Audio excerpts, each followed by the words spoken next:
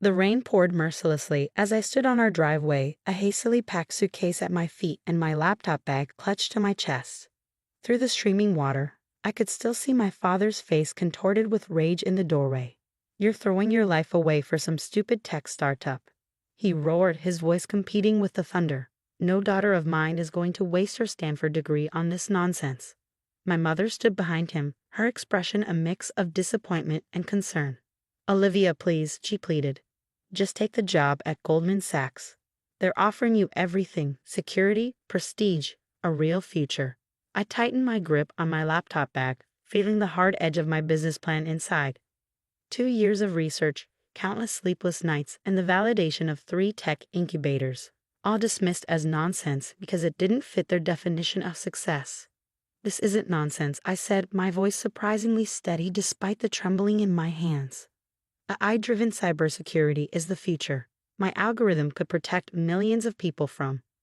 "Enough." My father cut me off. "Either you take that job offer, or you're no longer welcome in this house." The rain soaked through my clothes as I stood there, 23 years old, summa cum laude from Stanford, and about to be homeless. But something inside me had changed. Maybe it was the countless rejections that had only made my resolve stronger, or maybe it was simply time to stand up for myself. "Then I guess I'm no longer welcome," I replied, picking up my suitcase. My mother gasped. "Olivia, don't be ridiculous. Think about your future." "I am thinking about my future, Mom, just not the one you planned for me." As I turned to leave, my father's voice cut through the rain one last time. "If you walk away now, don't come back until you've learned your lesson." I didn't look back as I walked to my old Honda Civic, the one I bought with my internship money against my parents' wishes. They'd wanted to buy me a luxury car for graduation, with strings attached, of course. Like everything else in my life, it would have been another golden handcuff. The engine sputtered to life, and through the rearview mirror, I watched my childhood home disappear into the rain. 12 years of straight A's, captain of the debate team, student body president. None of it mattered because I dared to dream differently. I drove through the wealthy neighborhoods of Atherton, where success was measured in square footage and car brands. My parents' world of corporate ladders and country club memberships felt suffocating. They'd never understand that I wanted to build something of my own, to create technology that could make a difference. My phone buzzed with text messages. "Mom, please come back. We only want what's best for you." "Dad, don't throw away everything we've given you." "Mom, at least take the interview. Just meet with him once." I turned off my phone and focused on the road ahead. In my bag was my laptop containing the code I'd been perfecting since my sophomore year. Everyone said I couldn't predict and prevent cyber attacks in real time. Everyone except Professor Chen, who'd seen the potential in my algorithm when it was just a theory. "The biggest innovations come from those willing to challenge conventional wisdom," he told me. "But be prepared. The world doesn't always welcome disruptors." I hadn't fully understood his warning then. Now, driving through the rain with nowhere to go, it hit me with crystal clarity.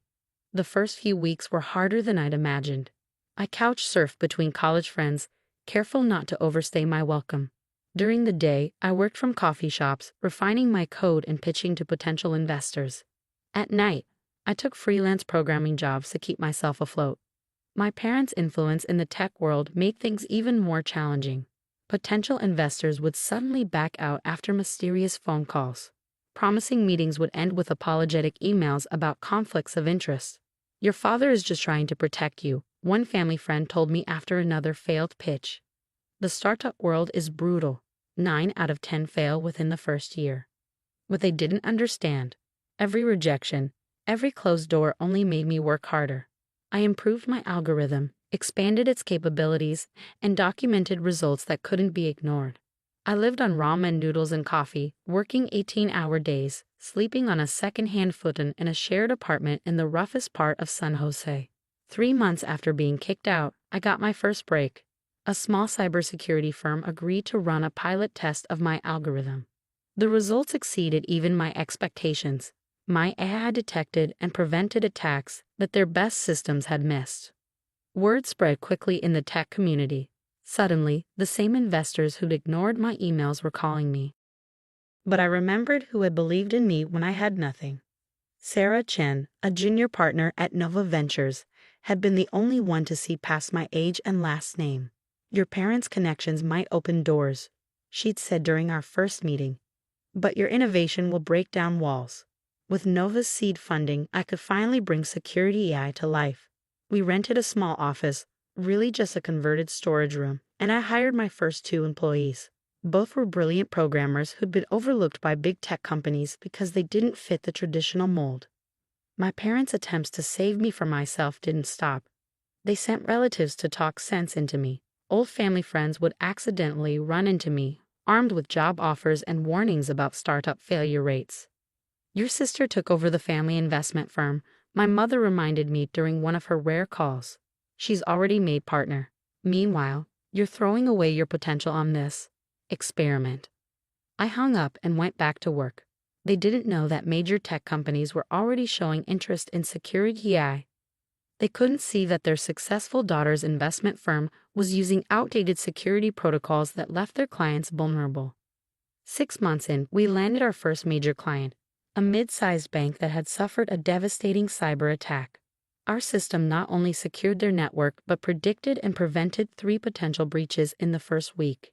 The success attracted attention from bigger players.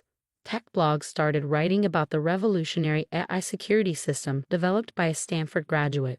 Carefully, purposefully, they never mentioned my last name. I wanted Security AI to succeed on its own merits, not because of, or in spite of, my family name. 1 year after being kicked out, I stood in our new office, a real one this time, with actual windows and space for our growing team. The view wasn't much, just a parking lot and a billboard advertising local businesses. But someday, I promised myself, Security AI's name would be up there in lights. Little did I know how that promise would come true or how my parents would react when they saw it. But that's another part of the story. 4 years after that rainy night, Security AI had grown beyond my wildest dreams. Our small team of 3 had expanded to over 200 employees across 3 offices. The converted storage room was now a sleek headquarters in downtown San Francisco, with a view of the bay that still took my breath away every morning. But success came with its own challenges. The bigger we grew, the harder it became to stay under my family's radar. Tech magazines wanted interviews. Business journals requested profiles. I turned them all down, letting my innovation speak louder than any headline could. "You can't hide forever," Sarah Chen, now my closest advisor, warned me one morning as I declined another magazine cover. Security AI is becoming too big to stay in the shadows. She was right. Our AI system had just prevented a massive cyber attack on one of the largest banks in America, saving them billions in potential losses. The story was everywhere in the tech world, and inevitably, it reached my family's attention. The first contact came through LinkedIn. My sister Marina, now managing partner at our family's investment firm.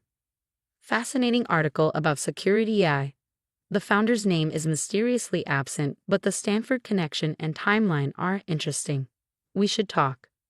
I archived the message without responding. 2 days later, my mother called for the first time in 3 years. Olivia. Her voice was softer than I remembered. "Why didn't you tell us, your father and I?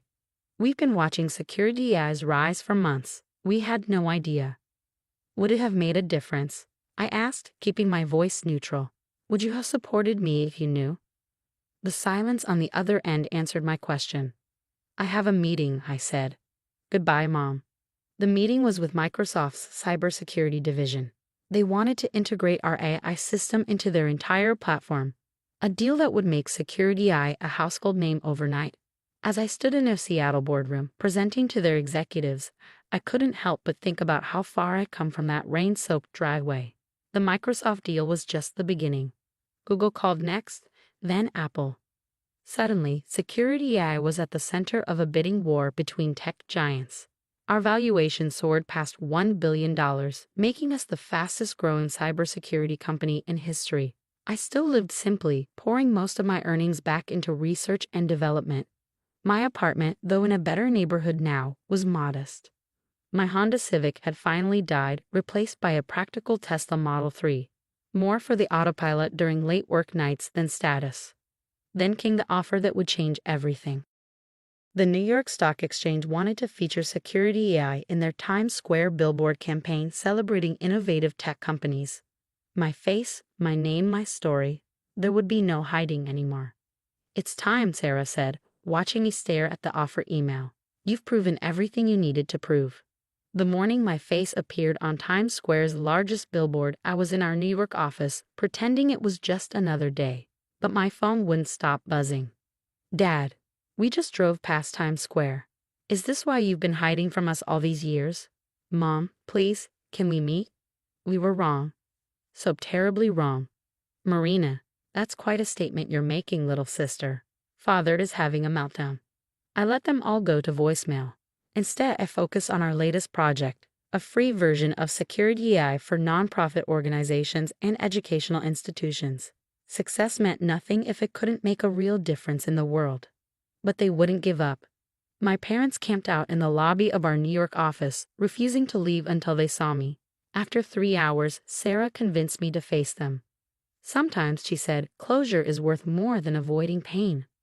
When I stepped out of the elevator, I barely recognized them. My father's commanding presence seemed diminished, his shoulders hunched under his expensive suit. My mother's perfectly maintained facade showed cracks of genuine emotion. "Olivia," my father started, his voice uncharacteristically uncertain. "We were wrong. What you've built, it's extraordinary." "We've missed you so much," my mother added, stepping forward. "Please, can we try to make things right?" I looked at them, these people who had shaped my life with their expectations, who had tried to force me into their mold of success. 5 years ago, their approval had meant everything. Now, "I'm not the same person you kicked out," I said quietly. "That girl who desperately wanted your approval, she grew up. She built something meaningful, not because of you, but in spite of you." My father flinched. "We know that now. We want to be part of your life again. Your sister's firm. We could collaborate, bring Security AI into the family business." I held up my hand, stopping him. "That's exactly why this meeting needs to be short. You still don't understand. I didn't build Security AI to prove you wrong or to earn my way back into the family. I built it because I believed in something bigger than our family name." "But we're still your parents," my mother pleaded. "Surely that means something." I smiled, feeling oddly at peace. "It does. It means I'll always be grateful for the education you gave me. It means I'll never forget the lessons you taught me, both the ones you intended and the ones you didn't. But it also means I know exactly what I want to say to you now." They leaned forward, hope flickering in their eyes. "Thank you," I said clearly, "for kicking me out that night. It was the push I needed to become who I was meant to be." Without waiting for their response, I turned and walked back to the elevator. Through the reflection in its polished doors, I watched their expressions shift from hope to understanding. They had expected forgiveness, a tearful reunion, a return to the fold. Instead, they got something else, a daughter who no longer needed their approval. The next morning, Security AI's stock opened at $245 per share. My face still glowed on the Times Square billboard, but it wasn't about proving anything anymore. It was about the thousands of companies our technology protected, the jobs we created, the changes we'd made possible. My phone buzzed with a text from Sarah. "Your father's investment firm just tried to buy a major stake in Security AI."